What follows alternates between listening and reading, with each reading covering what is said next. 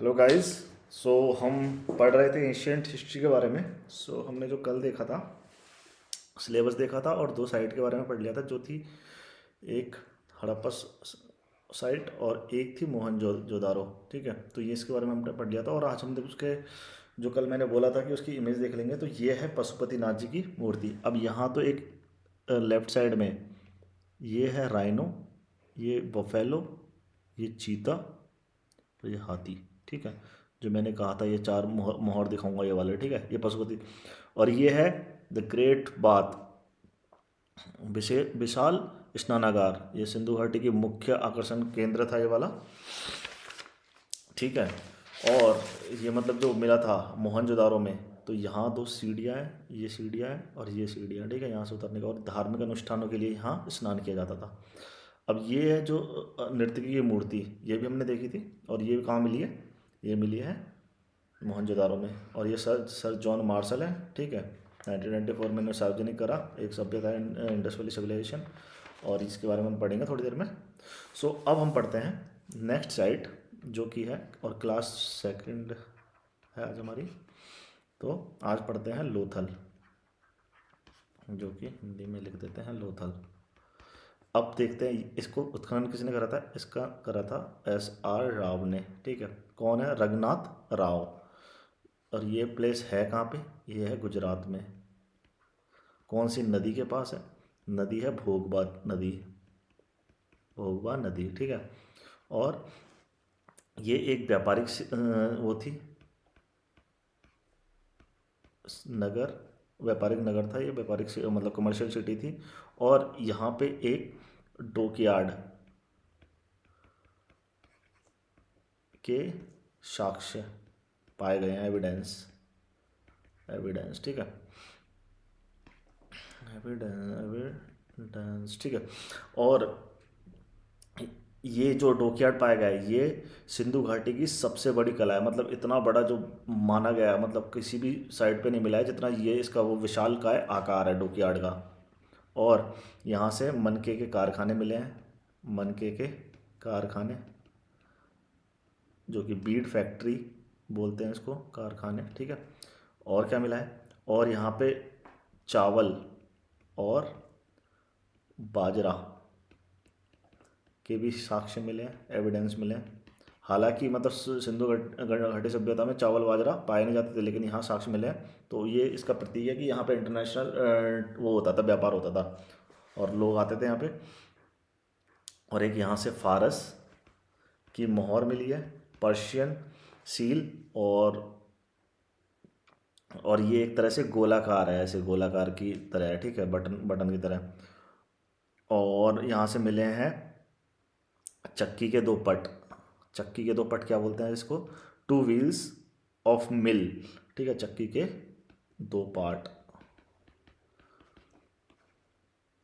और यहाँ से ये एकमात्र जो साइट है जहाँ जो इसके दरवाजे हैं वो मेन रोड पे खुलते हैं। ठीक है, मेन रोड पे जो इसके जैसे दरवाजे हैं यहाँ पे मेन रोड पे खुलते हैं, बाकी सभ्यताओं के नहीं खुलते। ये एकमात्र है। क्वेश्चन पूछा जाता था कौन सी सभ्यता ऐसी है जिस सिंधु घाटी सभ्यता में जिसके जो दरवाजे हैं मुख्य मुख्य द्वार की तरफ होते हैं। ठीक है, तो ये वाली सभ्यता है जिसके मुख्य दरवाजे मुख्य सड़क की तरफ रहती है। और यहाँ से नावों के मॉडल भी मिले, नावों के मॉडल। अब हम बोल रहे थे कि मतलब लास्ट में पढ़ेंगे, जो देखा था ये है वो डॉकयार्ड। ठीक है, इतना बड़ा डॉकयार्ड है यहाँ पे। मतलब शिप्स वगैरह आते थे और यहाँ से ट्रेड करते थे, यहाँ पहुँचते थे। ये वाली एक सिटी थी लोथल नाम की। ठीक है, और यहाँ से ये करते थे और यहीं से चले जाते थे रूट से। तो ये है लोथल। अब हम पढ़ेंगे जो चौथी साइट है, वो है धौलावीरा। धौलावीरा। किसने इसकी खोज करी? उत्खननकर्ता कौन थे? RS वेस्ट, जो कि जिसको बोलते हैं रविंद्र रविंद्र सिंह बिष्ट। और ये कहाँ स्थित है? ये भी गुजरात में स्थित है। और ये एक वो है वो है ये साइट जहाँ कोई भी नदी सिचुएशन वो नहीं है, कोई भी नदी नहीं है, नो। ठीक है, तो पूछा जाता है कौन सी साइट है जहाँ नदी नहीं पाई जाती, वो है धौलावीरा। ठीक है, और इस सिटी को मुख्यतः 3 भागों में बांटा गया है। ठीक है, एक तो हो गई यहाँ पे वेस्ट, मिडल और ईस्ट। 3 भागों में बांटा गया है, वेस्ट, मिडल, ईस्ट। एक ही होगी इसकी खासियत। और यहाँ 16 कृत्रिम आर्टिफिशियल पॉन्ड्स पाए गए हैं, जलाशय के सब वो साक्ष्य जलाशय है वो एविडेंस पाए गए हैं। और यहाँ एक स्टेडियम का साक्ष्य पाया गया है, स्टेडियम के साक्ष्य, ठीक है, जो कि एविडेंस ऑफ द स्टेडियम। और यहाँ पे एक पॉलिश्ड साइन बोर्ड मिला है, जिसमें वो है अलग अलग एक पट्टा है, उसमें सूचना पत्र है, ठीक है। और यहाँ से ये जो वो है साइट, ये कहाँ पे है, कर्क रेखा के ऊपर स्थित है, ऊपर स्थित, ठीक है। और ये अभी सबसे नवीनतम साइट भी है, नवीनतम उत्खनित स्थल, ठीक है। तो इसके बारे में यही है पूछा जाता है। एक तो यहाँ पे कोई नदी नहीं मिलती, और एकमात्र ऐसी सभ्यता है जहाँ के दरवाजे, ये तो वो सॉरी दरवाजे तो इसमें लोथल में खुलते हैं, लोथल में दरवाजे मुख्य सड़क पे खुलते हैं, और इसमें यहाँ मतलब कोई नदी के साक्ष्य नहीं है, और स्टेडियम के पाए गए हैं। और ये मुख्यतः सिटी 3 भागों में डिवाइडेड है, जिसकी वेस्ट है, मिडल है और ईस्ट है, ठीक है। अब आता है 5वें नंबर की जो साइट है चनहुदड़ो, ठीक है। इसके उत्खनन करता है NG मजूमदार। और जब ये मतलब ये उत्खनन कर रहे थे तो कुछ डाकुओं ने इन पे वो हमला कर दिया और इनकी वहीं उनको मार दिया यहाँ पे, ठीक है। और जिसकी लोकेशन है वो है सिंध। सिंध कहाँ पे है, इस टाइम के पाकिस्तान में। और ये लोथल तो थी एक कमर्शियल सिटी, लेकिन ये है एक औद्योगिक नगरी, इंडस्ट्रियल सिटी, औद्योगिक नगरी थी ये, ठीक है। और यहाँ से कुछ चीज़ें मिले, जैसे मनके के कारखाने मिले हैं, तो मनके के कारखाने, ठीक है। और मतलब कुत्ते द्वारा बिल्ली का पीछा करने के साक्ष्य मिले हैं। और यहाँ पे लिपस्टिक के साक्ष्य भी मिले हैं, और कार्नेलियन मनके भी मिले हैं, ठीक है। और यहाँ पे जो है मिट्टी की पकी हुई ईंट है, वो नालियों का प्रयोग किया गया है। 2 क्वेश्चन एक जैसे हैं, जैसे कि चुंदड़ो, और एक है कालीबंगा, ठीक है। कालीबंगा जो साइट है वहाँ पे क्या है कि जो नालियाँ हैं वो लकड़ी की हैं, ठीक है, लकड़ी। और जो ये यहाँ की नालियाँ पक्की ईंटों की हैं, ये वाली, ठीक है। तो एक डिफरेंस थोड़ा सा ये याद रखना। और हमने पहले ही पढ़ चुके हैं कि मतलब कौन कौन सी साइटें हम देखेंगे, मेनली जो भी है, ठीक है। और अब हमारा नेक्स्ट जो साइट है वो है, कितनी पढ़ ली, 5 साइट हो चुकी हैं, 6th साइट जो है सुरकोटड़ा। अब तो ये वो मेन तो वही थी, अब इनकी वो देख लेंगे लोकेशन कहाँ है। इसकी लोकेशन गुजरात में है, ठीक है। और यहाँ से मिली हैं घोड़े की हड्डियाँ,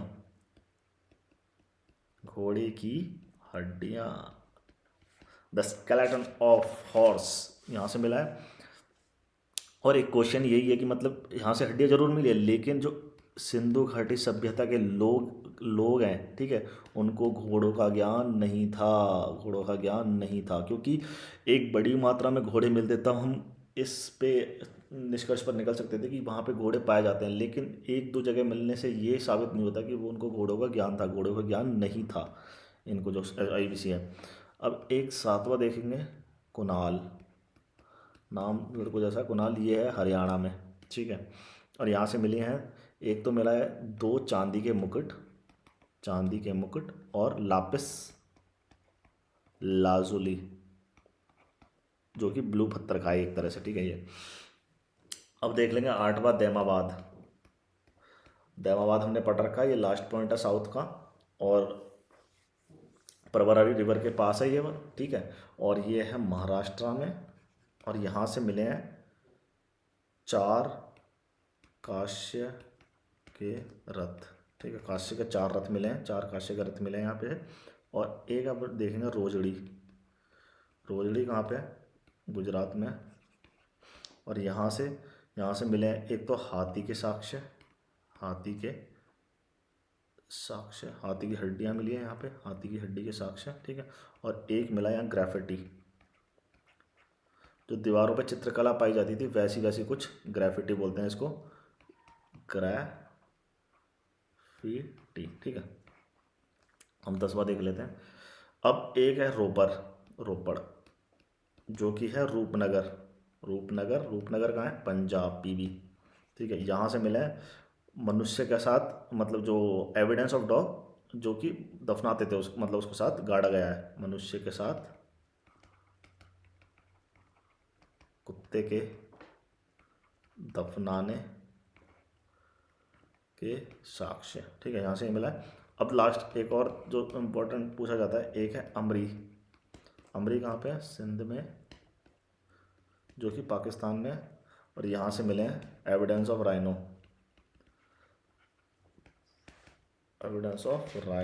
जो कि गैंडे के साक्ष्य। अब ये तो है इनकी बारे में चीज़ें। अब जो कुछ और भी साइट है उनके बारे में देखेंगे, लेकिन ये मुख्य मुख्य साइट थी। अब देखते हैं, एक तो है कालीबंगा,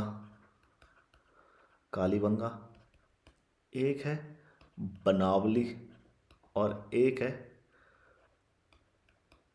राखी गरी।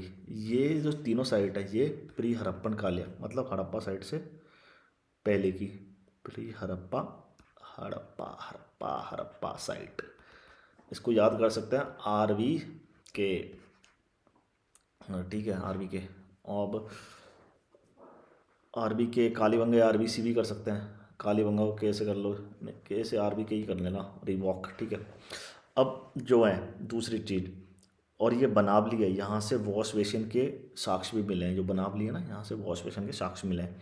अब ये तो हो गया पहले नोट। अब दूसरा नोट एक है कि एक है रंगपुर और रोजड़ी, ये पोस्ट हड़प्पन साइट है, मतलब हड़प्पा के बाद जो स्टार्ट हुई थी हड़प्पन साइट्स, उत्तरकालीन हड़प्पन साइट्स। अब एक है तीसरा नोट, जो एक है कोटला निहांग खा, जो कि रोपड़ में है, और रंगपुर। ये क्या हुआ था, बंटवारे के बाद ये दो भारत में आ गई थी, ये वाली कोटला निहांग और खां, रोपड़ में। ठीक है, और चौथा नोट हम देखेंगे जो शोरतगुई और मुंडिगाफ, ठीक है, मुंडिगाफ, ये कहाँ से सिचुएटेड है? वो शोरतगुई और मुंडिगाक ये है अफगानिस्तान। ठीक है, तो ये चीज़ें हैं, इतना इनके बारे में पढ़ेंगे। अब देखते हैं हम जो मेंस के नज़रिए से इम्पोर्टेंट है, जो कि है इसकी नगर नियोजन किस प्रकार हुआ था इसका, तो इसके बारे में कुछ चीज़ें देख लेते हैं। पहली बात, एक तो ये विश्व की प्रथम नगरीय सभ्यता थी। ठीक है, दूसरी बात, और ये किस लिए फेमस थी? विशिष्ट नगर नियोजन के लिए प्रसिद्ध थी। ठीक है, और इसमें तीसरी बात, इसमें क्या होता था, दो जगह बांटी गई थी, जैसे ये और ये। ठीक है, ये तो था वेस्ट साइड और ये था ईस्ट साइड। ये थोड़ा ऊंचे रहते थे। ठीक है, और ये तो वो थे रेसिडेंट एरिया कॉमन पीपल के लिए, और ये हाई बाउंड थे।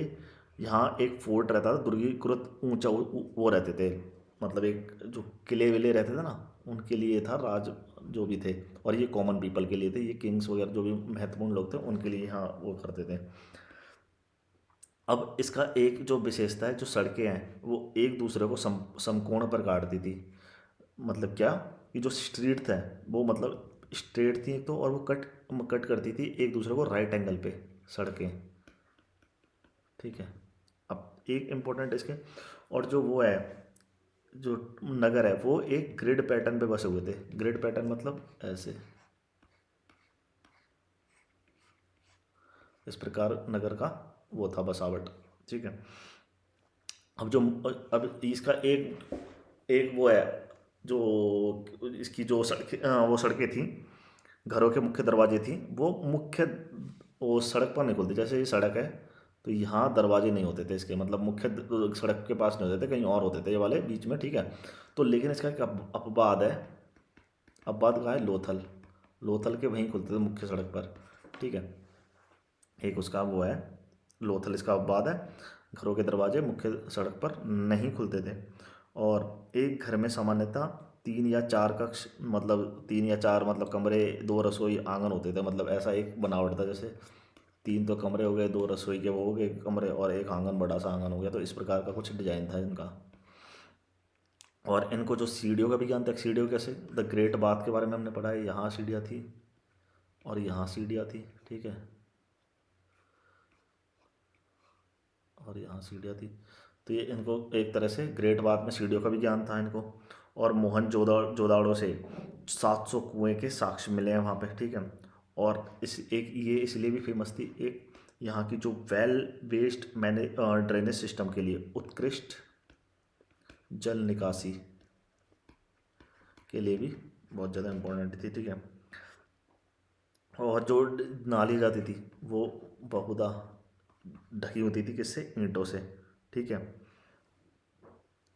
और जो ये ईंटों का ये प्रयोग करते थे, ईंटों का प्रयोग जो करते थे, उनकी वो रहती थी बेक्ड, मतलब उनको पका कर किया जाता था। और जो उनका साइज रहता था 4:1, लंबाई चौड़ाई 2:4:2, और जो हाइट है वो 1 के रेशियो में, इस प्रकार जो रहता था इनका वो वाला।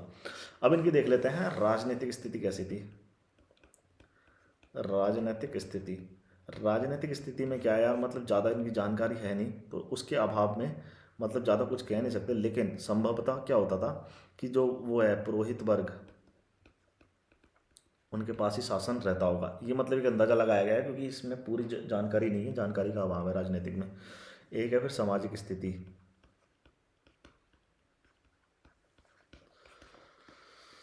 हाँ ठीक है, सामाजिक स्थिति हम देखते हैं, आशा राशा।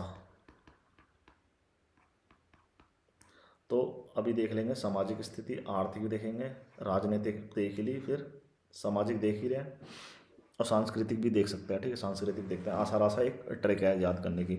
तो हम वो अंदाज़ा लगाते हैं इसमें, ये एक संभवतः मात्र सत्तात्मक संयुक्त परिवार होगा। दूसरा जो सामाजिक इसको मतलब सोसाइटी थी, उसको 4 भागों में बांटा गया था। एक तो पुरोहित वर्ग था, एक किसान वर्ग था, एक व्यापारिक वर्ग और एक श्रमिक वर्ग। ये 4 भागों में मुख्यतः बटा होगा एक। और अब ये मात्र सत्तात्मक क्यों था ये, क्योंकि बड़े स्तर पर मतलब मात्र देवियों की मूर्ति मिली है मतलब वो आईवीसी से, इंडियन इंडस वैली सिविलाइजेशन में।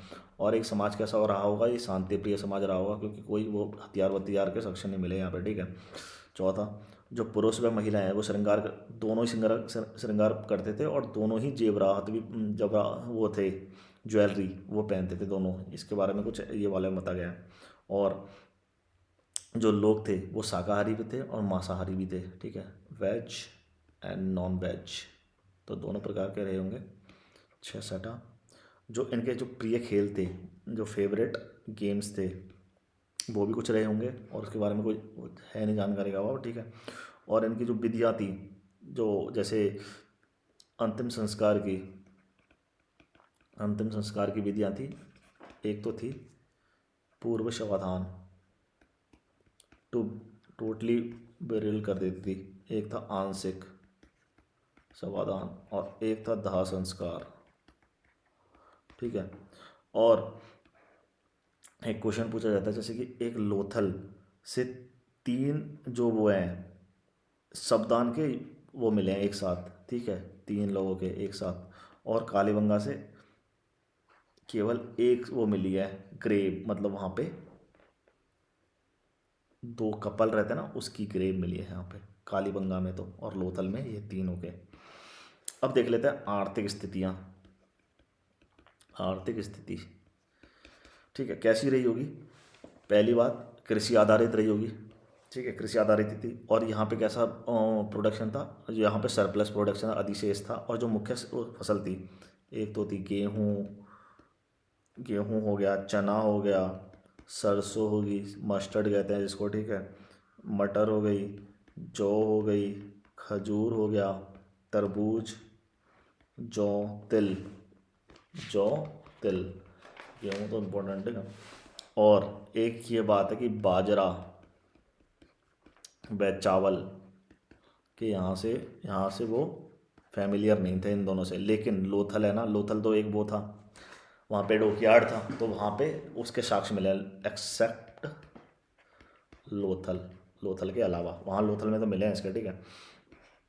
इसी प्रकार जो रंगपुर है वहाँ पे चावल की भुस्सी मिली है, भुस्सी, ठीक है। छठा, और शोर्त गोई है जो अफगानिस्तान में, वहाँ से नहरों के साक्ष्य मिले हैं।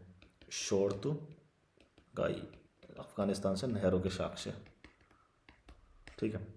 और धौलावीरा में जलाशय के साक्ष्य मिले, आर्टिफिशियल वो मिले हमको जलाशय, तो वहाँ से हम पता कर सकते हैं कि कोई नदी नहीं थी, तो वो कैसे करते थे, धौलावीरा में एक वो बनाते थे आर्टिफिशियल जलाशय, ठीक है। और जो इनके जो फेवरेट एनिमल थे कौन कौन से थे, एक तो बैल हो गया, भैंस हो गई, एक भेड़ हो गई, जैसे बकरी जैसे हो गई, खरगोश इत्यादि, और सूअर इनके प्रमुख वो थे। और ये जो लोग थे वो किससे परिचित नहीं थे, एक तो हो गया घोड़े, ऊँट से परिचित नहीं थे ये वाले, और हाथी से भी। लेकिन हाँ कुछ कुछ जगह मिली है, लेकिन वो इतनी संख्या में नहीं मिली, तो हम उसका अंदाज़ा लगा सकते हैं कि मतलब वो परिचित नहीं होंगे मुख्य मतलब मेनली इनसे। अब क्या है, विदेशी व्यापार भी होता था, ठीक है, और विदेशी व्यापार होता था तो, और एक सारगोन अभिलेख वो मिला है, ठीक है, सारगोन अभिलेख, उसमें एक रहता सारगोन अभिलेख, ठीक है, सारगोन अभिलेख, इसमें जो वो है इंडस वैली सिविलाइजेशन को, इसको मेलुआ, मेलुहा कहा गया है, ठीक है। और जो मेलुआ नाविकों का देश है, sellers, the Meluha is the country of sellers, इसमें ये बोला गया है। और मतलब सारगोन में एक तो इनको जो आईबीसी है, इसको मेलुआ कहा गया है सभ्यता को, और मेलुआ के नगरी कहा गया है उसके उसको वो कंट्री को। और मेलुआ हाजा पक्षी जो मोर मोर कहते हैं जिसको, उसके लिए प्रसिद्ध था, ठीक है। और सारगोन अभिलेख में जो कपास है, कॉटन है, उसको सिंडन कहा गया है, ठीक है। और अगर ये कॉटन, और एक और मुख्य फैक्टर, जो सबसे पहले जो कपास की खेती की थी विश्व में, वो भारत ने द्वारा की गई थी, भारत द्वारा, ठीक है। अब कुछ और चीज़ें, जैसे करेंसी सिस्टम वहाँ पे था क्या, नहीं, नहीं था करेंसी सिस्टम। क्या था फिर, बार्टर सिस्टम था, बार्टर सिस्टम, अदला बदली करते थे, वस्तुओं का विनिमय होता था। और ये करते थे सोने व चांदी का भी प्रयोग करते थे, सोने व चांदी का प्रयोग, ठीक है। और एक मुख्य बात, ये जो आयरन है उससे ये फैमिलियर नहीं थे, इनको पता था, ज्ञान था, कॉपर प्लस टिन ब्रॉन्ज, इसीलिए इसको ब्रॉन्ज सभ्यता भी कहते हैं इस वाले को, ठीक है। अब देख लेते हैं धार्मिक कंडीशन, धार्मिक स्थिति कैसी थी।